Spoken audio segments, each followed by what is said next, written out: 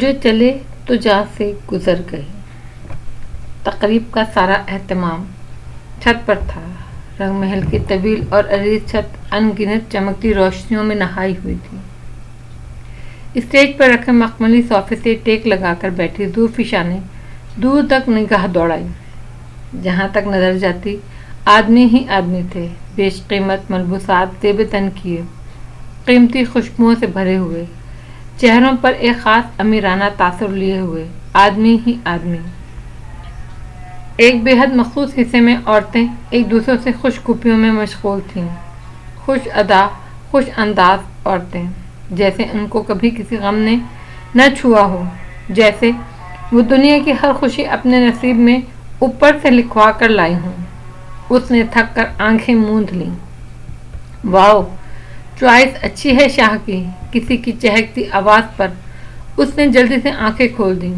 ایک خوبصورت ناز و انداز سے سجی عورت اس پر نگاہیں جمائے کھڑی تھی۔ روشنی، یہ نرگس ہے۔ اس کے عقب سے عالم شاہ نکلا۔ سچی کہتی ہو رو عالم، سچی کہتی ہوں عالم، تم نے مجھے کبھی ریجیکٹ کیا؟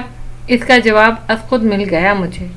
سید عالم شاہ نے بے حد مسکرا کر ایک نگاہ زوفشا کے چہرے پر ڈالی اور ذرا سا رخ موڑ کر نرگس کی طرف متوجہ ہوا۔ بے وجہ کی خوش فہمیوں میں مبتلا تھی تم، وہ خوش دلی سے گویا ہوا۔ اگر روشنی مجھے نہ بھی ملتی تو اتنا تو طے تھا، کم از کم تم سے میں ہرگز شادی نہ کرتا۔ نرگس نے سر اٹھا کر ہلکا قہقہ لگایا اور مڑ گئی۔ تم تھک گئی ہوگی۔ وہ اس کے قریب بیٹھ گیا۔ جی بہت، میں تمہیں کمرے میں پہنچانے کا بندوبست کرتا ہوں۔ وہ ادھر ادھر نگاہ دوڑانے لگا۔ یہ لوگ کیا ساری رات اسی طرح بولتے رہیں گے؟ اس نے عجیب بیزار لہجے میں دریافت کیا۔ ہاں، لیکن یہاں نہیں، نیچے ہال میں۔ وہاں کیا ہے؟ وہاں وہ لمحہ بھر کو خاموش ہوا۔ وہاں جو کچھ ہے اسے تم چھوڑو، بیڈ روم میں جاؤ، چینج کرو اور سکون سے سو جاؤ۔ وہ خاموش ہو گئی۔ اسے علم ہو گیا تھا وہاں کیا ہونا تھا۔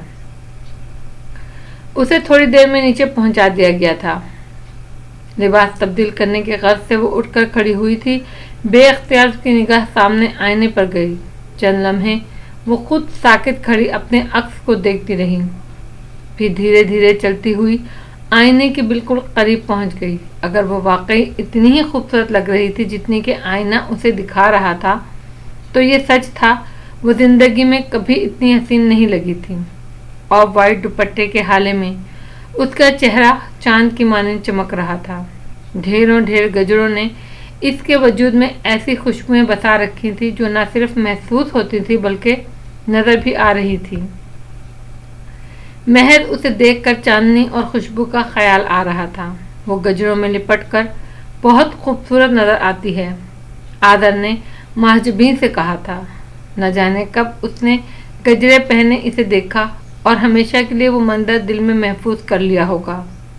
اس نے آزردگی سے سوچا، کتنا عجیب افسانہ ہے۔ آج میں اتنی سی خواہش بھی نہیں کر سکتی کہ تم کہیں سے آ جاؤ اور مجھے یوں بنا سمرا دیکھ سکو۔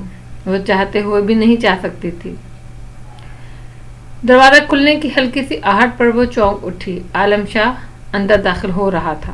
اچھا ہوا تم نے لباس تبدیل نہیں کیا۔ اسے آئینے کے مقابل دیکھ کر وہ ہولے سے ہنسا۔ چلتا ہوا اس کے پاس آ کھڑا ہوا۔ میں سوچ رہا تھا ایسا نہ ہو تم میرا انتظار کیے بغیر اپنا یہ سجا سورا روپ بے دردی سے خراب کر لو۔ میں نے اچھی طرح سے تمہیں دیکھا بھی نہیں۔ دیکھ لوں؟ اسے شانوں سے تھام کر اس نے اسے اپنے مقابل کر لیا۔ آئینہ بھلے تمہیں کیا بتا سکتا ہے کہ تم کیسی لگ رہی ہو؟ جاننا چاہتی ہو تو ایک نظر میری آنکھوں میں دیکھو۔ زوفشا نے بے اختیار نظریں اٹھائیں۔ سیاہ بھمرا آنکھیں بڑی دلچسپی سے اس پر جمی ہوئی تھیں۔ کیا تھا ان آنکھوں میں کہ وہ نظر نہ جھکا سکی؟ ایک معمول کی مانند ان آنکھوں میں دیکھتی رہی۔ محبت، وارفتگی، جذبوں کی انتہا، ان آنکھوں سے کیا کیا نہ ظاہر تھا۔ پھر اچانک دو لائٹ براؤن چمکتی آنکھوں نے ان کالی بھنورا آنکھوں کی جگہ لے لی۔ یہی سب باتیں تو وہ آنکھیں بھی کیا کرتی تھیں۔ ان میں بھی ایسے ہی کنور کھلتے ہیں، ایسے ہی شعر تو وہ بھی کہا کرتی تھیں۔ اس نے ایک سسکی لی۔ उसका सर सैयद आलम शाह के सीने से जा लगा। रोशनी, क्या हुआ? वो चौंक पड़ा, उसे हौले से झंझोड़ कर वापस हवासों में ले आया। क्या हुआ, तबीयत ठीक है ना तुम्हारी? जी, उसने सर थामा। मैं ठीक हूँ, बिल्कुल ठीक हूँ। खाना ठीक से खाया था क्या? वो बेहद परेशानी से बोला। जी हाँ, बस मुझे नींद आ रही है। हाँ तो ठीक है, सो जाओ। उसने प्यार से गाल थपथपाया। जाओ शाबाश, कपड़े बदल लो। जब तक उसने जेवर उतारे, कपड़े बदले, मेकअप साफ किया, वो वहीं बैठा रहा। सारे कामों से फारिग होकर वो बिस्तर पर नींद दराज हो गई तो वो उठ खड़ा हुआ। शब बखैर। उसे कंबल उड़ाकर उसने लाइट्स ऑफ की और दरवाज़ा खोलकर बाहर निकल गया। वो इतनी थकी हुई थी, जरा ही देर में नींद की वादियों में खो गई। उसे अंदाज़ा न हुआ कि उसकी आंख कितनी देर के बाद खुली थी और क्यों खुली थी। कोई ख्वाब था या कोई एहसास जो उसकी पुरसकून नींद में मुखर हुआ था।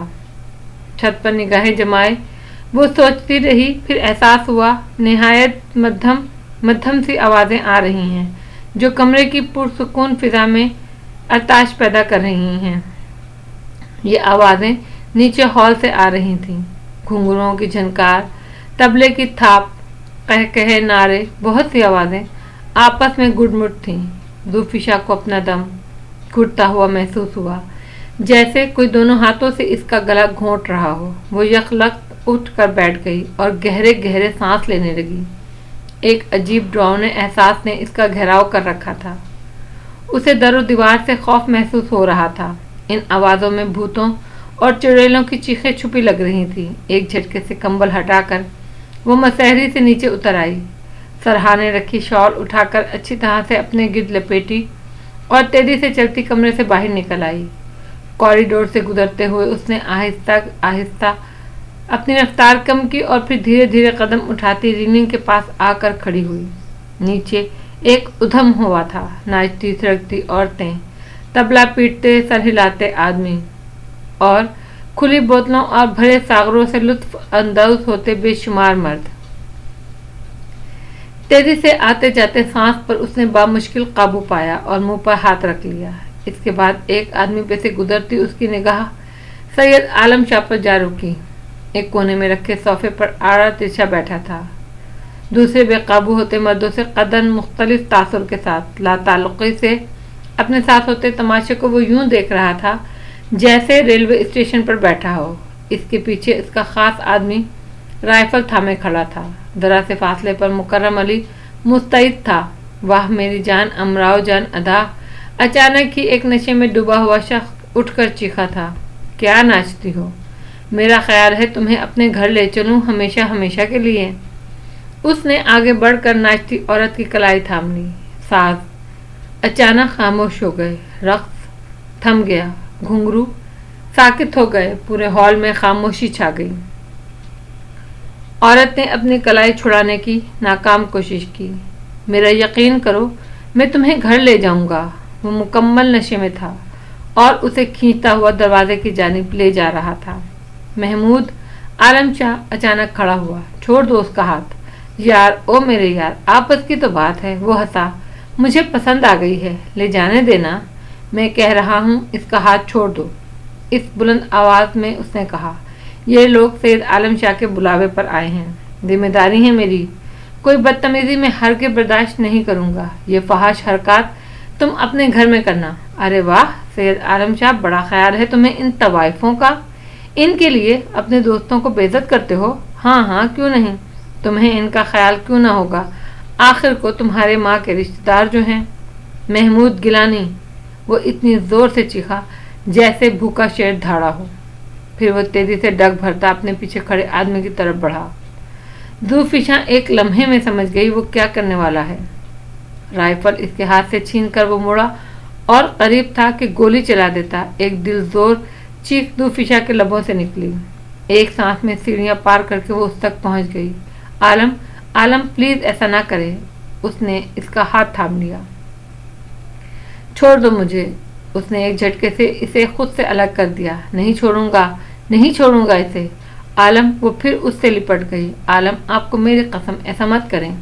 हर पूरी ताकत से चीखा। फिर अगले ही लम्हे वो अपने हवासों में आ गया।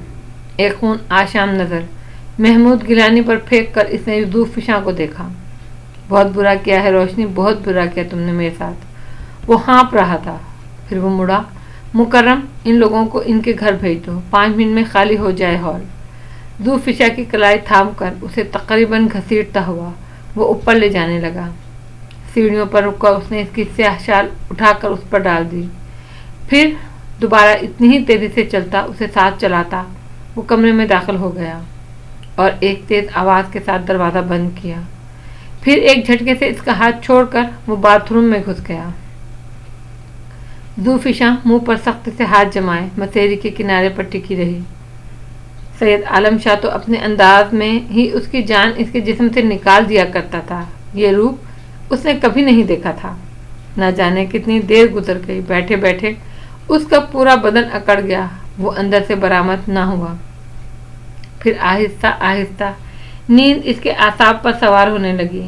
اس کا سر خود بخود تکیے سے جا لگا اور وہ گہری نیند سو گئی۔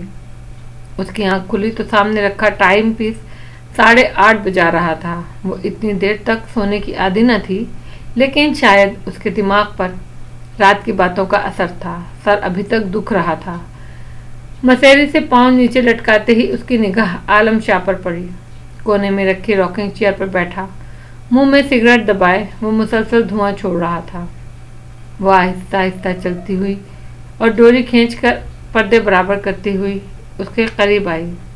سارا کمرہ اجالے سے بھر گیا۔ راکنگ چیئر کی حرکت تھم گئی، مگر اسے رخ موڑ کر نہ دیکھا۔ آپ؟ وہ تذبذب کا شکار تھی۔ آپ سوئے نہیں؟ وہ کافی دیر تک خاموش رہا، پھر ہاتھ بڑھا کر سگریٹ ایش ٹرے میں مسل دیا۔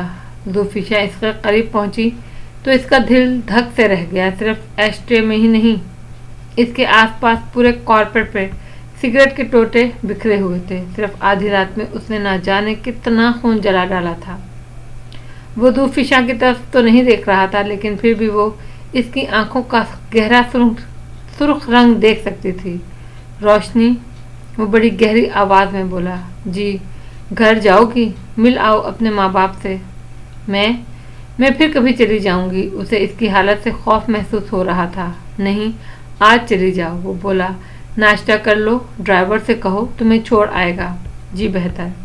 اس کا لہجہ اتنا قطعی تھا کہ اسے انکار کی ہمت نہ ہو سکی، ورنہ اسے اس طرح چھوڑ کر جانا وہ نہیں چاہتی تھی۔ واپس کب آؤ گی؟ وہ اسی انداز میں بیٹھا رہا، جب آپ کہیں گے۔ اتوار کو ڈرائیور بھیج دوں گا، شام کو۔ جی۔ وہ سر جھکا کر باتھ روم میں گھس گئی، نہا دھو کر تیار ہو گئی، تب بھی عالم شاہ کی حالت اور انداز نشست میں کوئی فرق نہ آیا۔ نیچے ناشتہ تیار ہے، اس نے محض اتنا کہا تھا، جا کر ناشتہ کرو اور ڈرائیور سے کہو تمہیں چھوڑ کر آئے۔ آپ ناشتہ نہیں کریں گے؟ اسے احساس تھا اس کی حالت ٹھیک نہیں۔ جیسا کہہ رہا ہوں ویسا کرو روشنی۔ لہجہ نرم تھا، مگر اپنے اندر تحکم کا ایک خاص احساس رکھتا تھا۔ اس نے بیگ میں اپنے چند ملبوسات رکھے، ہینڈ بیگ اٹھایا اور دروازے کی جانب بڑھ گئی۔ دروازہ کھول کر چند لمحے وہ شش و پنج میں مبتلا رہی۔ خدا حافظ۔ پھر وہ بول پڑی، اللہ حافظ۔ وہ ہولے سے بولا اور دروازہ بند کر کے وہ نیچے چلی آئی۔ ڈائننگ ہال میں بڑی سی میز حسب معمول لوازمات سے بھری ہوئی تھی۔ خیرہ اور حسینہ اس کی خدمت میں پیش تھیں۔ شاہ جی نے ناشتہ نہیں کرنا جی؟ خیرہ کو زبان قابو میں رکھنا نہیں آتا تھا۔ بعد میں کر لیں گے، وہ آہستہ سے بولی اور اپنے لیے چائے نکالنے لگی۔ سنا ہے بی بی جی؟ وہ بولی، پھر اس کی سر نگاہ کو دیکھ کر جلدی سے خاموش ہو گئی۔ اسے لوگوں سے برابر برتاؤ رکھنے کی عادت نہیں تھی، تاہم جس شخص کی وہ بیوی تھی، اس کے ذات کے لحاظ سے اب اسے اپنے رویوں کی سمت متعین کرنی تھی۔ خیران، ڈرائیور سے کہو گاڑی نکالے، میں بس آتی ہوں۔ چائے کا کپ رکھتے ہوئے وہ بولی، جی بی بی جی۔ وہ دوڑ گئی۔ مہاجبیں اسے سامنے پا کر خوشی سے نہال ہو گئی تھی۔ زوفی کتنی دیر وہ اسے شانوں سے تھامے دیکھتی رہی۔ صرف 3 دن میں بدل گئی تو؟ آپا، وہ ہنسی، کہاں سے بدلی ہوں، مجھے بھی بتا دیں۔ پتہ نہیں، بس شخصیت میں ایک عجیب سا تاثر ابھر آیا ہے۔ وہ مسکرائی، لگ رہا ہے کسی بڑے آدمی کی بیگم ہو۔ وہ سر جھکا کر ہنسی۔ اماں کی طرف گئی تھی؟ وہ اسے اندر لے جاتے ہوئے پوچھنے لگی۔ جبھی تو آئی ہوں یہاں آپ کو ساتھ لے کر جاؤں گی۔ اماں کا از خود سامنا کرنا ہمت نہیں ہے مجھ میں۔ پاگل، اماں ابا بھی بھلا ناراض رہ سکتے ہیں اپنی اولاد سے؟ تم سے اماں اور ابا جتنی محبت کرتے ہیں اس کی تو آدھی محبت بھی مجھے نہ مل سکی۔ پھپھو اماں کہاں ہیں؟ لیٹی ہیں، بخار تھا 2 دن سے انہیں۔ آؤ پہلے ان سے مل لو۔ دوسرے کمرے میں وہ دونوں ہی چلی آئیں۔ پھپھو اماں، وہ ان سے لپٹ گئی۔ کیسی ہیں؟ ٹھیک ہوں میری بچی۔ انہوں نے حسب عادت اس کا ماتھا چوما۔ خدا میری آنکھوں کی روشنیاں سلامت رکھے۔ تو خوش ہے؟ جی۔ اس کی نظریں جھک گئیں۔ جھوٹ بولنا مشکل تو نہ رہا تھا۔ ہاں، تکلیف دہ اب تک تھا۔ کیسی خوبصورت لگ رہی ہے۔ اس کے لہجے میں حسرتیں ہی حسرتیں تھیں۔ کیوں کیا آدھا تو نے ایسا؟ کیوں؟ پھوپھو طبیعت ٹھیک ہے اب آپ کی؟ اس نے موضوع بدلا۔ ہاں، انہوں نے ٹھنڈی آہ بھری۔ ٹھیک ہوں اب۔ دکھ کیسا ہی شدید ہو، کم ہو ہی جاتا ہے دھیرے دھیرے۔ دوفی کی نظریں مہجبین سے ٹکرائی، پھر اس نے جلدی سے نظریں چرا لی۔ پھپھو اماں سے ملنے چلیں گی؟ وہ پوچھنے لگی۔ تم دونوں مل آؤ بیٹی، انہوں نے منت بھرے انداز میں کہا۔ میرا جی ابھی کہیں جانے کو نہیں چاہتا، لیکن آپ اکیلی کیسے رہیں گی؟ وہ پریشان ہوئی۔ جی پھپھو اماں آپ بھی چلیں، میں آپ کو اکیلا چھوڑ کر نہیں جاؤں گی۔ مہجبین لاٹ سے ان سے لپٹ گئی۔ میں ٹھیک ہوں میری بچی، بس ابھی سوؤں گی تو شام کو جاگوں گی۔ تم عاصم کو فون کر جاؤ کہ شام کو تمہیں لیتا ہوا آئے۔ وہ راضی نہ ہوئی تو ناچار دونوں ہی چل دیں۔ آپا اماں کچھ کہیں گی تو نہیں نا؟ وہ خوف زدہ تھی۔ بے وقوف ہو پوری، وہ ہنسی۔ شادی کے بعد پہلی بار میکے جا رہی ہو، وہ تو خوشی سے نہال ہو جائیں گی تمہیں اس روپ میں دیکھ کر۔ کس روپ میں؟ اس نے تعجب سے دریافت کیا۔ بھاری بھرکم با اثر آدمی کی بیگم کے روپ میں۔ دوفشا کے لبوں پر زخمی مسکراہٹ سج گئی۔ رخ موڑ کر وہ دوڑتی ہوئی گاڑیوں سے باہر کے منظر دیکھنے لگی۔ دروازہ ماں نے کھولا۔ تھوڑی دیر تک وہ دونوں پٹ تھامے اسے دیکھتی رہیں۔ گہرے ہرے گولڈن موتیوں کے نازک کاموں والے لباس میں وہ اتنی پیاری لگ رہی تھی کہ ان کی جگہ کوئی بھی ہوتا تو اس کی تمام خطائیں معاف کر دیتا۔ وہ تو پھر اس کی ماں تھیں۔ دوفی میری جان، ان کے لب لرزے اور آنکھیں بھر آئیں۔ اس کی 3 دن کی جدائی نے ان ساری ناراضگیوں کو دھو ڈالا تھا۔ اماں، وہ دیوانہ وار ان سے لپٹ گئی۔ ماں، مجھ سے ناراض تو نہیں ہونا؟ بس کر، چھوڑ اس ذکر کو۔ انہوں نے علیحدہ ہو کر آنسو پوچھے۔ مٹی ڈال، جو ہو گیا سو ہو گیا۔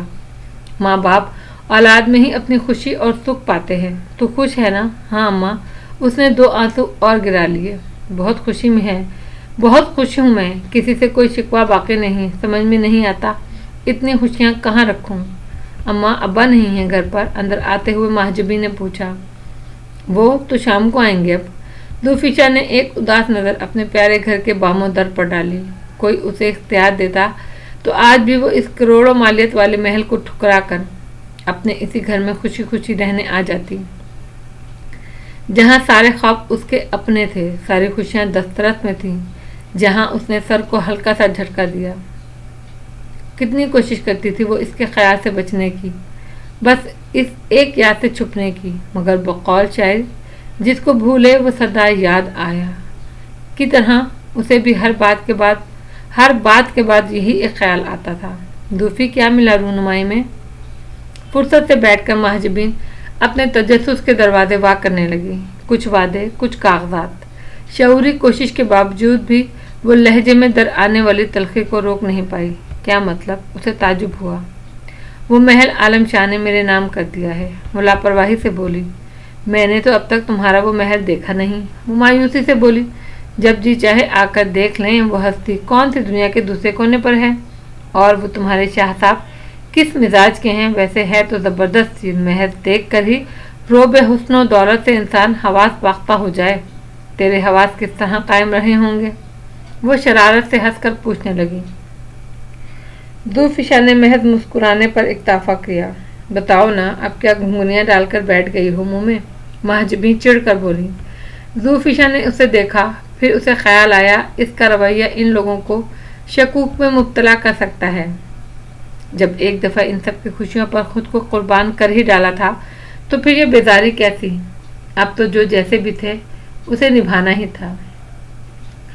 وہ ہولے ہولے سے اسے اپنے گھر عالم شاہ کے متعلق بتانے لگی، اس کی محبتوں کا، پل پل بدلتے موڈ کا، घर में मुयस्सर आयाशी और आराम का हर शय का जिक्र इस तरह करने लगी जैसे ये सब कुछ पाकर वो बहुत खुश हो। आदर का फोन आया था। दफातन उसने बताया। दूफिशा नजरें चुरा कर रह गई। कह रहा था, बज़ाहिर बेनियादी से क्या कह रहा था? बज़ाहिर बेनियादी से पूछा। कह रहा था, तुम्हें इसकी जानिब से शादी की मुबारकबाद दे दूं और तुम्हारी तस्वीर मंगाई है शादी की। उससे कहिएगा अब उसे मेरी तस्वीर की नहीं किसी और ताज़ा तस्वीर की ज़रूरत है जो सिर्फ उसके सराहने रखे फ्रेम में ही नहीं उसके दिल और ज़िंदगी के फ्रेम में भी फिट हो जाए। और उसे कहिएगा आपा, माजी की तरफ दौड़ने वाले हमेशा घाटे में रहते हैं, दुख उठाते हैं। पीछे मुड़ मुड़ कर देखने के बजाय आगे देखे। दीवार पर निगाहें जमाए दुख के एक गहरे तासुर के साथ वो बोलती रही। दूफी, महाजबी ने उसे पुकारा। जी। उसने चौंक कर देखा। तुम वाकई खुश हो ना? महाजबी उसे एक टुक देख रही थी। हाँ आपा, वो हंसती। कभी रंग महल आओ तो देखो मैं कितनी खुश हूँ। 2 दिन इस तरह पर लगाकर उड़ गए, उसे खबर ही न हुई। अम्मा अब्बा पिछली बातों को भुलाकर खुश थे।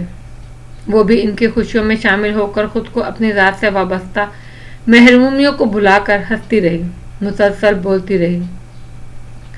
2 दिन के लिए वो ही पहली सी ज़ूफिशा बन गई। अपने साथ लाए हुए सजे बने कपड़े बैग में बंद किए वो अपने पुराने कपड़े पहनती रही। उसे तो महज इन कपड़ों को देखकर ही आलमशाह का ख्याल आने लगता था। पुराने कपड़ों से आदर की खुशबू और उसकी यादें वाबस्ता थी। वो जानबूझकर तो ऐसा नहीं सोचती थी, बस लाशऊरी तौर पर ही ये सारे काम किए जाती थी।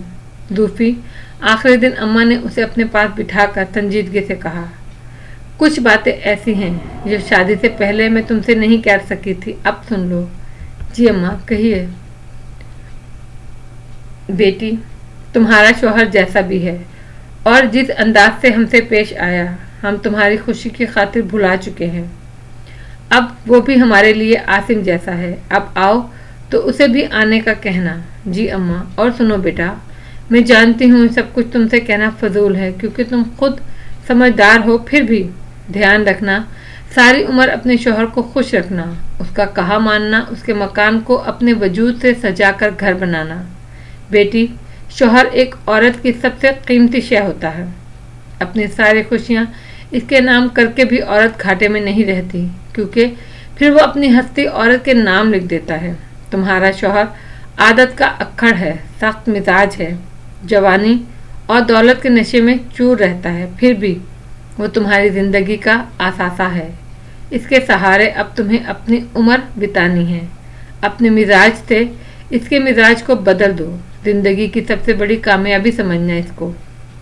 ना बदल सको तो कभी उसके मुकाबिल खड़ी मत होना, झुक जाना, हार मान लेना। वो घर अब तुम्हारा अव्वल और आखिर है, सब कुछ है। जी अम्मा। उसने गहरा सांस लिया। कभी मेरी तबीयत पर धब्बा न लगने देना। अम्मा कैसी बातें कर रही हैं? इसकी आंखें डबडबा गईं। अपना फर्ज पूरा कर रही हूँ बेटी। वो उदासी से मुस्कुराईं। महाजबी को इल्म था उसे इतवार को वापस जाना है तो वो सुबह ही आ गई। शाम होने को थी। नहाकर उसने लिबास तब्दील किया। पिंक कलर का सादा सा सूट था। महाजबी ने उसे देखकर नाक मुंह चढ़ाया। यही पहन कर जाओगी? जी। क्यों? वो हैरान हुई। अच्छे नहीं हैं क्या? अच्छे तो हैं, क्यों नहीं अच्छे, मगर बहुत ही सादा हैं। तुम्हारी शादी को महज 1 हफ्ता हुआ है और इस तरह रहती हो जैसे बरसों पहले कभी शादी हुई हो। इतने अच्छे अच्छे कपड़े लाई हो, इनका क्या करोगी? मुझे तो यही पसंद है। पहन लिया। वो मुस्कुरा दी। सदा की बेवकूफ़ हो। वो उठकर उसका बैग देखने लगी। कितनी खूबसूरत साड़ी है। इसने गहरे फिरोजी रंग की साड़ी निकाल कर कहा। शॉकिंग पिंक और गोल्डन बनारसी बॉर्डर वाली बेहद हसीन साड़ी थी। शॉकिंग पिंक ब्लाउज की आस्तीनों पर गोल्डन काम था। बस यही पहनूंगी आज तुम आपा। उसने एहतजाज किया। मुझे तो ये बांधने की प्रैक्टिस भी नहीं है। प्रैक्टिस बांधने से होगी। जाओ बदल कर आओ। उसने इशारा करके बिला आखिर इसके कपड़े तब्दील करवा दिए। बालों की खूबसूरत फ्रंट चोटी बांध दी। मेकअप तुम खुद इतना अच्छा करती हो, मुझे खुद को तकलीफ देने की ज़रूरत नहीं पड़ेगी। वो इसके सामने बैठते हुए इत्मीनान से बोली। इसे दिखाने के लिए उसे चेहरे पर आधा घंटा ज़ाया करना पड़ा। जिस वक्त वो होंठों पर गहरे शॉकिंग पिंक कलर की लिपस्टिक लगा रही थी। बाहर गाड़ी का हॉर्न बजा, फिर कॉल बेल बज उठी। मैं देखती हूँ। महजबी उठकर बाहर की सिम चल दी। यकीनन आपके शौहर नामदार ने ड्राइवर भेजा होगा। चंद लम्हों में वापस आकर उसने तस्दीक भी कर दी। जाओ, खुदा अपने हिफ्ज़ो अमान में रखे तुम्हें भी और तुम्हारे शाह को भी। वो शरारत से हंसी। ज़ुल्फ़िशा ने एक निगाह आईने पर डाली, फिर इसका दिल ज़रा तेजी से धड़कने लगा। 2 दिन से उसे आलम शाह का ख्याल भी नहीं आया था और अब दोबारा इसके सामने जाने के तसव्वुर से उसकी जान निकलने लगी। वो भी इस तैयारी के साथ, चलें आपा, आपको घर उतार दूंगी। नहीं, आसिम आते ही होंगे। वो मुस्कुराई। तुम जल्दी करो, वो दीदाए दिल फर्श राह किए बैठे होंगे। वो धीरे से हंसती। अम्मा अब्बा से मिलकर ढेरों दुआएं लेकर वो बाहर निकली। मुस्तैद ड्राइवर ने जल्दी से बढ़कर दरवाज़ा खोल दिया। गाड़ी में बैठकर इसने फिर हाथ हिलाया। गाड़ी आगे बढ़ी तो वो सीट की पुश्त से टेक लगाकर बैठ गई। आलम शाह के बारे में सोचने लगी। 2 दिन कितने आराम और सुकून से गुजरे थे। हर दूसरे लम्हे इसके आन धमकने के खौफ से आज़ाद, इसकी कुर्बत के एहसास से बालातर, और अब फिर इसकी मोहब्बत पाश निगाहों का सामना करना होगा। एक ये भी हादसा है मेरी जिंदगी के साथ, मैं हूँ किसी के साथ, मेरा दिल किसी के साथ। गाड़ी रंग महल में जा रुकी। ड्राइवर ने फौरन उतरकर पिछली नशिस्त का दरवाज़ा खोला। गाड़ी से उतरते हुए इसकी निगाह ऊपर गई। रंग महल की जगह रोशनी विला जली हरूफ में लिखा हुआ था। एक ठंडी सांस भरकर वो सीढ़ियाँ चढ़ने लगी। अस्सलाम वालेकुम बीबी जी, मुकर्रम अली रास्ते ही में मिल गया। वालेकुम अस्सलाम। तुम्हारे शाह साहब कहाँ हैं? जब से आप गई हैं वो तो कमरे से निकले ही नहीं। वो उदासी से मुस्कुराया। क्या? उसे झट जी, सिर्फ एक वक्त का खाना अंदर गया है। तो तुमने उन्हें समझाया नहीं कि? वो बेबसी से बोली। वो दरवाज़ा बंद किए बैठे हों तो किसी की इतनी हिम्मत नहीं होती कि अंदर जाए। वो हौले से बोला। अब आप आ गई हैं, आप समझाएं बीबी जी। वो परेशानी से सोचती। सीढ़ियाँ चढ़ती हुई ऊपर आ गई। दरवाजे का हैंडल मोड़कर उसने हल्का सा दबाव डाला। दरवाज़ा अनलॉक था, खुलता चला गया। अंदर हस्बे मामूल अंधेरा था। उसने आगे बढ़कर लाइट्स ऑन की। वो उसी जगह बैठा था जहाँ वो छोड़कर गई थी। आहिस्ता आहिस्ता चलती इसके सामने जाकर बैठ गई। आंखें मूंधे वो बेखबर सो रहा था। सफ़ेद लिबास मलगिचा और शक्न आलूद था, स्याह बिखरे बालों और बड़ी हुई शेफ के साथ। वो उसे कोई और आलम शाह लगा। ड्राई क्लीन हुए मगरूर से आलम शाह से कतन मुख्तलिफ। पास रखी हुई ट्रे पर कपड़ा धरा था। उसने देखा खाना वैसे का वैसा रखा था। उसने छुआ तक न था। अलबत्ता कालीन पर बिखरे सिगरेटों के टुकड़ों में गिरा कदर इजाफा हो चुका था। न जाने 2 दिन में इसने कितना धुआं फूंका था। हालत खराब में भी हल्की सी सख्ती से भिंचे लब स्याह हो रहे थे। वो ऐसा बिगड़ा हुआ रूठा हुआ बच्चा लग रहा था जो कोई मनपसंद चीज न मिलने पर रोते रोते सो गया हो और जिसके रुखसारों पर आंसुओं के निशान मौजूद हों। अचानक ही उसने आंखें खोली और सीधा होकर बैठ गया। उसके करीब, बिल्कुल करीब, दोजानू बैठी ज़ुल्फ़िशा बुखला गई। तुम आ गई? इंतहाई मखमूर सुर्ख आंखें बोझल और सूजी हुई थी। जी, उसने निगाहें झुका लीं। हाँ, मैंने ड्राइवर से सुबह कहा था तुम्हें लाने को। आपने ये क्या हालत बना रखी है? उसने आहिस्ता से पूछा। तुम ही तो हो मेरी इस हालत की जिम्मेदार। वो उठकर खड़ा हुआ और जाकर पर्दे हटाने लगा। मैं? वो हैरत से मुंजमद हो गई। हाँ तुम। वो मुड़ा। तुमने ही रोका था ना मुझे उसको कत्ल करने से? तुमने कसम दी थी ना मुझे? वो कसम नहीं, एक आग थी जो मेरे मुंह को, जो मेरे सीने को अब तक दहका रही है।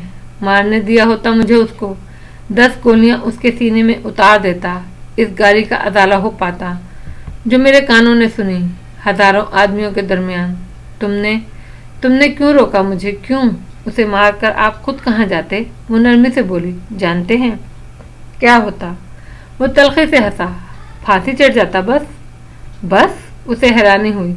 आपके लिए ये कुछ नहीं है, मेरे लिए शायद फिर भी बहुत कुछ हो। वो थके थके अंदाज में बोला, लेकिन तुम्हारे लिए क्या अहमियत है इस बात की? तुम्हें तो खुशी ही मिलती ना, आज़ादी मिल जाती, शायद किसी दूसरे शख्स का साथ मिल जाता। दोनों हाथों की उंगलियां बालों में फंसाकर वो बेड के किनारे पर बैठ गया। उसकी बात पर ज़ुल्फ़िशा ने चौंक कर उसे देखा। वो जितना बेनियाज खुद को जाहिर करता था इतना था नहीं। अब मेरे लिए किसी दूसरे शख्स का साथ कोई अहमियत नहीं रखता। वो खड़ी हो गई। और अगर आप ये समझते हैं आपकी इस हालत की जिम्मेदार मैं हूँ तो जो चाहे सज़ा मुझे सुना दें, वो 10 गोलियाँ मेरे सीने में उतार दें, लेकिन बहरहाल इतना ज़रूर सोचें कि किसी दूसरे की दी हुई एक गाली का अदाला इंसान अपनी ज़िंदगी दांव पर लगाकर नहीं किया करता। रोशनी, तुम नहीं जानती, अंदाज़ा ही नहीं कर सकती हो इसका कि ये वाहिद बात है जो मैं सिर्फ सोचता हूँ तो मेरे जिस्म में दौड़ता लहू जहर बन जाता है। मेरे मसामों से धुआं निकलने लगता है। मेरा वजूद भड़कती आग का एक गोला बनकर रह जाता है। ये बात मैंने सुनी है किसी और की जुबान से। ये गंदी गाली, ये जलता कूड़ा मुझ पर बरसा हजारों लोगों के सामने, और मैं खामोश रहा, कुछ भी ना कर सका। क्या कभी आलम शाह इतना बेहिस हुआ था? कभी भी नहीं। क्या शय है ये मोहब्बत? भड़कते इंसान को पानी बना देती है, नाकारा कर देती है, तोड़ मोड़ कर बेशनाख्त कर डालती है। इंसान का अपना वजूद, पूरी शख्सियत गुम होकर रह जाती है। ये मोहब्बत मेरे जैसे शख्स के बस का रोक तो न थी। वो उठकर दीवार तक गया और सर टिकाकर दीवार पर मुक्के बरसाने लगा। वो भी उठकर उस तक आ पहुंची। चंद लम्हे तज़ब्बुब से कड़ी, लब काटती रही, फिर इसके मजबूत छाने को थाम लिया। आप भूल नहीं सकते ये बात? नहीं, वो भड़का। मैं कहूँ तब भी नहीं। तुम्हारी खातिर ही तो भुलाने की कोशिश कर रहा हूँ पिछले कई दिनों से। तुम्हारी कसम रोशनी, इस रात अगर मैं बाथरूम में बंद ना होता या दूसरी सुबह तुम्हें तुम्हारे घर ना भेज देता तो शायद मैं तुम्हें मार ही देता। वो सहम कर थोड़ा पीछे हट गई। हाँ, इतना ही गुस्सा था मुझे तुम पर। क्यों बचाई तुमने उसकी ज़िंदगी? क्यों दी थी तुमने अपनी कसम मुझे? आप क्यों इतनी सी बात को खुद पर सवार करते हैं? वो डरते डरते बोली। इतनी सी बात? उसने दांत पीसे। काश कि तुम जान सकती कितना दर्द है आलम शाह के सीने में। जानती हो माँ का रिश्ता क्या होता है अपनी औलाद से? ये रिश्ता मेरे लिए एक फोड़ा है, एक नासूर है जो पकता है मुझ में, मुझे अंदर से गला रहा है। वो आगे बढ़ा और उसे बाजुओं में थाम लिया। सुनो रोशनी, सुनो, मुझे औरत की जात पर एतबार नहीं। ये सर से पांव तक वफा है या सरापाई बेवफाई, मैं नहीं समझ सकता। लेकिन इसके बावजूद मैंने तुम्हें चाहा, तुम्हारी ख्वाहिश की, तुम्हें अपनाया, महज इसलिए कि औरत से मुतनफ़्फ़र होने के बावजूद मैं औरत से हार गया। मोहब्बत हार ही होती है। किस कदर मजबूर हूँ मैं इस मोहब्बत के हाथों। उसका अंदाज यूँ करो कि मैं जानता था तुम्हारा दिल किसी और के नाम है, तुम्हारी आंखों में महकते ख्वाबों की खुशबू किसी और के लिए है, और ये जानने के बावजूद मैं तुम्हें अपने घर ले आया, बेवफाइयों और हरजाईपन के तमाम तर खौफ के बावजूद। क्या मुतज़ाद वाक़या है। लेकिन आज मैं तुमसे एक दरख्वास्त कर रहा हूँ रोशनी, ज़िंदगी में कभी भी माँ के रिश्ते से खोट ना करना। इस एक लफ्ज़ की हुर्मत को दागदार ना करना। तुम्हारे माथे पर जो रोशनी है, तुम्हारी आंखों में जो सच्चाई है, ये मुझसे कहती है जब तुम माँ बनोगी तो बहुत बहुत मोहब्बत वाली माँ बनोगी। इस हुर्मत और मुक़द्दस की पासबान जो एक माँ का खासा हो सकती है। बस मेरे इस यकीन को कभी बेयकीन ना करना। वो खुली आंखों से उसे तकती रह गई। क्या बला का ये बदगुमान शख्स था। इससे वालहाना इश्क करता था और बेवफाई की उम्मीद भी रखता था। वो थोड़ी देर उसे देखती रही, फिर बोली, जंजीरों में जकड़ कर लाए हैं तो लाजमन यही समझेंगे कि मेरे दिल के किसी कोने में फरार की आरज़ू भी होगी। लेकिन याद रखें, औरत महबूब से बेवफाई कर ले तो औरत ही रहती है, शौहर से बेवफाई करे तो गाली बन जाती है। मैं कभी भी खुद को गाली नहीं बनाऊंगी, समझे आप? बहुत अरसे के बाद इसके लबों पर मुस्कान आई थी। बुरा लगा तुम्हें? शायद मुझे अपने अंदेशों को यूं बेनकाब नहीं करना चाहिए था। बहुत अच्छा किया आपने ये सब कहकर। कम से कम मुझे इतना इल्म हो गया कि आप मुझे जिन मोहब्बत पाश नज़रों से देखते हैं, अब उनके पीछे बदगुमानियों का अक्स भी मौजूद है। चलो, वादा है आलम शाह का, आज के बाद कभी तुम्हारे मुताल्लिक मामूली सा बदगुमान भी नहीं होऊंगा मैं। अगर हो तो मौत आ जाए मुझे। तुम्हारे लबों से आज ये चंद लफ्ज सुनकर बरसों से दिल की सतह पर जमा शक और शुबा सारा गुबार साफ हो गया। इसका लहजा थका थका साफ होकर फिर पहले जैसा शगुफ्ता होने लगा। अरे, वो अचानक चौंका। तुमने ये लिबास पहना है? क्यों? वो उसे देखने लगी। पसंद नहीं है आपको? बहुत पसंद है। वो हल्के से हंसा। साड़ी हमेशा मेरा पसंदीदा लिबास रही है। औरत बड़ी बावकार, बड़ी मुकम्मल लगती है। ज़रा इधर दरवाजे तक तो जाओ और चलकर फिर मुझ तक वापस आओ। मैं तुम्हें हर जाविये से देखना चाहता हूँ। उसके लिए ये बड़ा मुश्किल मरहला था। फिर भी वो बिना कुछ कहे मुड़कर दरवाजे तक गई और पलटकर उस तक आ गई। शानदार, वो सताइशी लहजे में बोला। तुम पर यह लिबास कुछ और ही दिलकश लगता है। अक्सर पहना करो। आप भी बदल लीजिए कपड़े और नहाकर फ्रेश हों। वो सर झुकाकर आहिस्ता से बोली। हाँ ठीक है। उसने सर हिलाया। तुम हसीना से खाना लगाने का कहो, मैं तब तक नहाता हूँ, फिर कहीं बाहर चलते हैं। उसने हौले से सर हिलाया और मुड़कर कमरे से निकल गई।